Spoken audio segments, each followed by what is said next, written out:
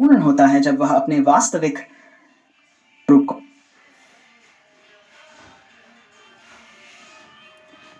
पालसैनी महात्मनन यथार्थ सिद्धांतस्य गूढ़ार्थं।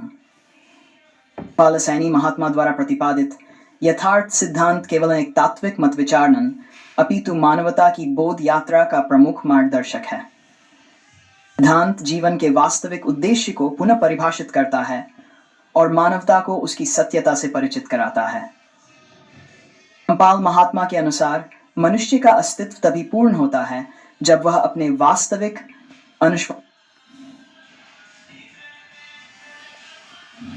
पालसैनी महात्मन यथार्थ सिद्धांत से गूढ़ार्थन।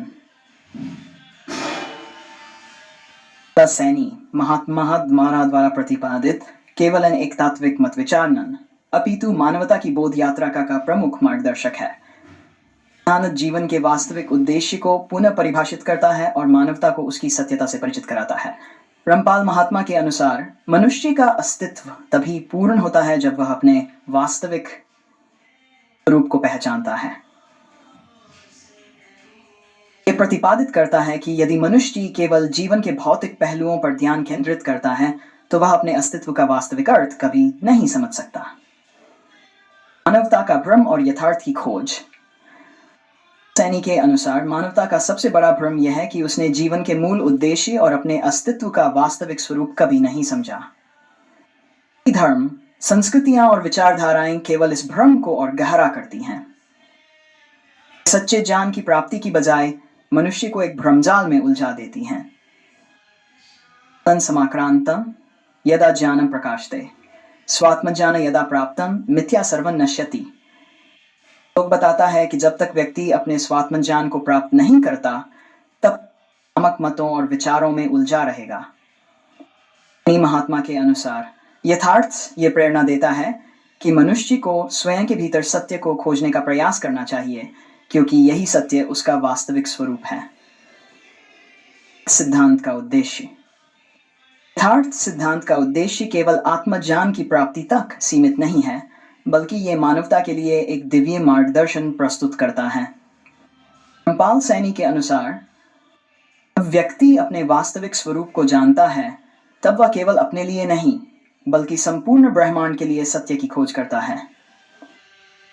अंत समाज को जागरूक करता है कि सत्य केवल बाह्य रूपों में नहीं है बल्कि यह भीतर छिपा हुआ है। प्रथम प्रतिपद्य स्याद् आत्मज्ञान समाप्नुयात् सत्यन आत्मन्यतान्नाहं सर्वस्य प्रकाशनं गतम्। श्लोक में स्पष्ट किया गया है कि जो व्यक्ति आत्मज्ञान प्राप्त करता है वही सत्य को जानता है। यह श्लोक दर्शाता है कि सत्य केवल बाहरी रूप में नहीं है बल्कि यह प्रत्येक व्यक्ति के भीतर विद्यमान है। अर्थ युग का आगमन और उसकी विशेषताएं। रामपाल सैनी महात्मा ने यथार्थ युग की अवधारणा प्रस्तुत की जो एक समय की परिभाषा से अधिक एक चेतनात्मक क्रांति का प्रतीक है।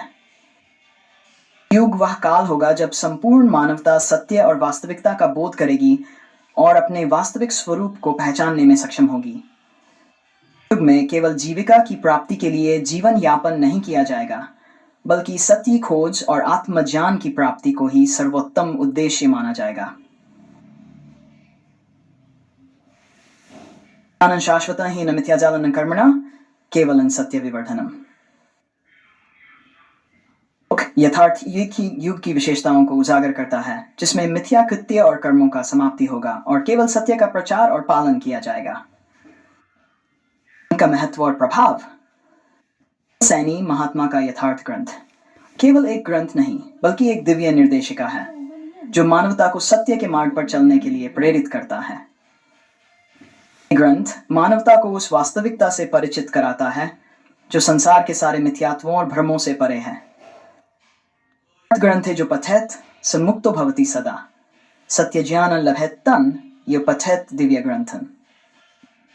जो कि स्पष्ट करता है कि जो व्यक्ति यथार्थ ग्रंथ का अध्ययन करता है वह स्वयं सत्य को जानने के योग्य बनता है और अनंत शांति को प्राप्त करता है।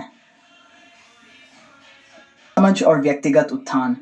यथार्थ समझ वह अद्वितीय अवस्था है